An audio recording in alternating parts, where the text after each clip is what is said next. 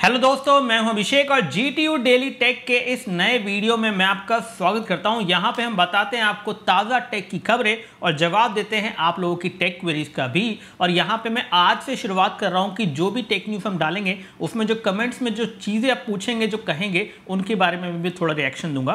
तो चलिए शुरुआत करते हैं टेक न्यूज़ के साथ और सबसे पहले बात करते हैं पोल के बारे में। तो टेक पोल हमने डाला था पबजी के बारे में। जी हाँ, पबजी इंडिया में बैन हो चुका है, आपको पता ही होगा।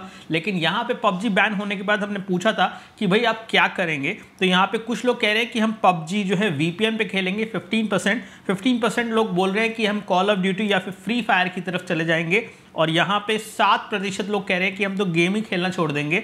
और 62% लोग कह रहे हैं कि कोई फर्क नहीं पड़ता, we are not a gamer. Definitely ज़्यादातर लोग हमारी जो व्यूअर कम्युनिटी में हैं वो गेमर्स नहीं है, लेकिन यहाँ पे गेमर्स के लिए एक बड़ा सेटबैक है पबजी का जाना, क्योंकि बहुत सारे लोगों का लाइवलीहुड भी उस पर था। बहुत सारे लोगों ने यूट्यूब पे अपना करियर बनाया है पबजी के अंदर गेम खेल खेल के, और बहुत सारे लोग गेमिंग कम्युनिटी के कहीं ना कहीं अफेक्टेड हैं। लेकिन मुझे लगता है देश की सिक्योरिटी एंड सेफ्टी से ऊपर कुछ भी नहीं है, और जो डिसीजन सरकार ने लिया है वो हमारे भले के लिए लिया है, और ऐसे में हमें उससे सपोर्ट ज़रूर करना चाहिए। तो चलिए शुरुआत करते हैं और बात करते हैं पहली टेक न्यूज़ के बारे में, और वो है पोको X3। जी हाँ, पोको X3 जो है इंडिया में भी लॉन्च होने वाला है बहुत जल्द, और पोको X3 की फुल स्पेसिफिकेशन आपको ऑलरेडी पता होंगी। बिल्कुल पोको X2 का ही एक हल्का सा अपग्रेड है पोको X3, जिसमें आपको स्नैपड्रैगन 732G मिलेगा, 6GB की रैम, 64GB स्टोरेज या फिर 128GB स्टोरेज। ये फोन यहाँ पे तकरीबन 18,000 रुपये के आसपास आ जाएगा। 18,000 रुपये स्टार्टिंग प्राइस होगी। तो ऐसे में ये Realme 7 Pro को कहीं ना कहीं एक तरह से कंपटीशन दे सकता है, क्योंकि Realme 7 Pro आज लॉन्च हो चुका है और 20,000 का लॉन्च हुआ है। इसके बारे में बात बताऊंगा। इसमें आपको NFC भी मिलेगा और इसमें आपको इंफ्रारेड सेंसर भी मिलेगा। ये सब चीज़ें जो है Xiaomi अपनी तरफ से एक्स्ट्रा देता है, जबकि Realme इन सब चीज़ों के बारे में सोचता भी नहीं है, ये ज़रूर याद रखना। लेकिन Xiaomi के एड्स भी आते हैं, Realme में उतने एड्स नहीं है, लेकिन ब्लॉटवेयर के मामले में दोनों एक दूसरे के लिए बराबर हैं बिल्कुल। तो यहाँ पे ये फोन आने वाला है 33 वॉट की चार्जिंग के साथ। अब इंडिया में इसकी प्राइस जैसे मैंने आपको बताया 18,000 रुपये के आसपास होगी। तो क्या आप इस फोन को कंसीडर करोगे या नहीं करोगे, ये जरूर बताना नीचे कमेंट सेक्शन में। अब बात करते हैं अगली खबर के बारे में, वो है Realme 7 and 7 Pro। Realme 7 and 7 Pro दोनों लॉन्च हो गए हैं। Realme 7 देखा जाए तो उसमें सलमान खान की फोटो बॉक्स के ऊपर होने के अलावा कुछ भी एक्स्ट्रा मुझे खास देखने को नहीं मिल रहा है। हालांकि कैमरा को अपग्रेड किया गया है, ऐसा कहा गया है कि सैमसंग की जगह सोनी का सेंसर है, लेकिन उसमें 19-20 का फर्क पड़ता है। एक्चुअली में Realme 7 एंड Realme 6 दोनों में कोई फर्क नहीं है, दोनों ही सेम है। और प्रोसेसर को भी एक तरह से जो हायर क्लॉक किया गया है, बहुत ही नेग्लिजिबल सा फर्क है। डे टू डे में आपको पता नहीं चलेगा, ना तो कैमरा का फर्क पता चलेगा, ना प्रोसेसर का फर्क पता चलेगा। लेकिन हाँ, Realme 7 एक नया फोन है इनके लिए, लेकिन हमारे लिए तो फोन पुराना ही रहेगा, क्योंकि Realme 6 जैसा ही डिस्प्ले, सब कुछ वैसा ही डिस्प्ले, ये बेहतर कर सकते थे लेकिन उन्होंने नहीं किया।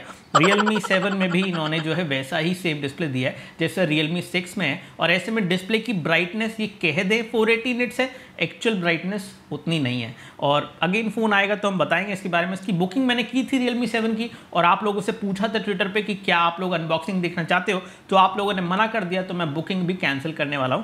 अब बात करते हैं Realme 7 Pro। ये एक ऐसा फोन है जो कि 20,000 रुपये में AMOLED डिस्प्ले के साथ आपको मिल रहा है, और ये इंप्रेसिव लग रहा है मुझे ओवरऑल। हालांकि प्रोसेसर यहाँ पे इंप्रेसिव नहीं है, प्रोसेसर सेम है, लेकिन AMOLED डिस्प्ले है। तो फाइनली Realme के फोन के अंदर जो 20,000 के नीचे वाले हैं उनमें कुछ अच्छा डिस्प्ले देखने को मिलेगा, ऐसा मुझे उम्मीद है। हालांकि इसकी अनबॉक्सिंग वगैरह हम करेंगे बाद में, जब हमारे पास डिवाइस ये जो है किसी तरह से हमें खरीदना पड़ेगा, क्योंकि Realme वाले हमें डिवाइस अब बेचते नहीं है।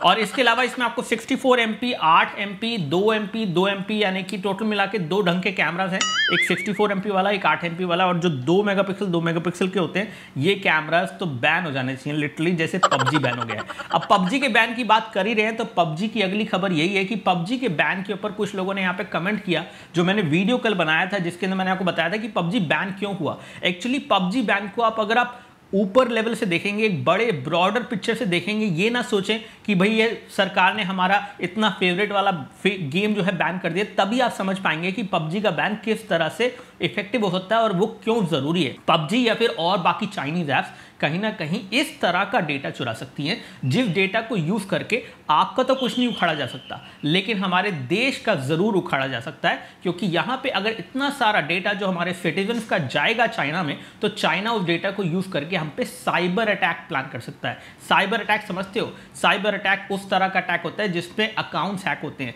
जिसमें कहीं ना कहीं आपके डिजिटल पूरे सिस्टम को हिला दिया जाता है। और वही चीज़ जो है इंडिया में अभी बिल्कुल नेसेंट स्टेज पे, हमारा डिजिटल पेमेंट सिस्टम यूपीआई का अभी बना है, तो कहीं ना कहीं चाइना बहुत बड़ा नुकसान पहुंचा सकता है हम लोगों को उस डेटा को यूज़ करके, जो कि इन चाइनीज़ ऐप, चाहे वो पबजी हो, टिकटॉक हो, इनके थ्रू कलेक्ट किया जाता है। तो अगर आप उस तरह से समझोगे तो समझ पाओगे, मैं किसी भी गेमर के या फिर जो गेमिंग कम्युनिटी में पबजी पे डिपेंड करते हैं उनके खिलाफ नहीं हूं, लेकिन वीडियो में मैंने आपको सीधी सीधी बात बताई है, तो सीधी बात को सीधी तरीके से समझो, उल्टी तरीके से मेरे से बात मत करो कमेंट्स में, मुझे अच्छा नहीं लगता है।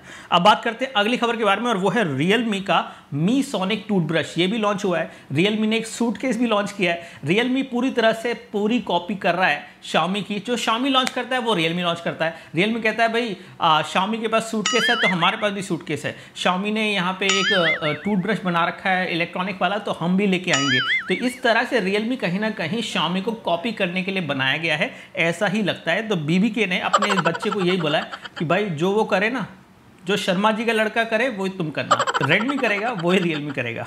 अगली खबर की बात करते हैं, और वो है चाइना की तरफ से रिएक्शन पबजी के बैन के बाद। पबजी के बैन के बाद चाइना की तरफ से रिएक्शन ये आया कि इंडिया जो है अपनी नेशनल सिक्योरिटी का हवाला देके गलत काम कर रही है और जानबूझ के उनकी ऐप्स को बैन कर रही है और हमारे जो रिलेशनशिप है उनको वीक कर रही है। अगर ये बात चाइना कह रहा है तो मतलब मैं तो इतना कहना चाहूंगा, बोल कौन रहा है? ये चाइना वाले अपनी नेशनल सिक्योरिटी के नाम पे हांगकांग के अंदर गुंडागर्दी करते हैं। ये चाइना वाले अपने नेशनल सिक्योरिटी के नाम पे शिनजांग एरिया में मुस्लिम लोगों पे गुंडागर्दी करते हैं। ये हर जगह पे गुंडागर्दी करे तो इनकी नेशनल सिक्योरिटी इनकी नेशनल सिक्योरिटी है। अगर हमारी नेशनल सिक्योरिटी के बेसिस पे हमारे मोदी जी ने कहा कि भाई ये डेटा बाहर नहीं जाना चाहिए, हमें ऐप्स को बैन करना है, तो वो गलत हो गया। कैसे गलत हो गया भाई? मतलब मजाक चल रहा है क्या? एनीवेज, अगली खबर आ रही है एमएसफिट की तरफ से। और एमएसफिट जो कंपनी है वो वॉचेस के लिए नोन है। इंडिया के अंदर बहुत सारी अच्छी अच्छी वॉचेस इन्होंने लॉन्च कर रखी है। इनकी एक वॉच मैं यूज करता हूं जिसका नाम है एमएसफिट GTS। तो एमएसफिट की तरफ से एक बैंड आने वाला है जिसका नाम होगा एमएसफिट बैंड 5, और ये मी बैंड 5 से अलग होगा। मी बैंड 5 भी आने वाला है, वो सस्ता रहेगा।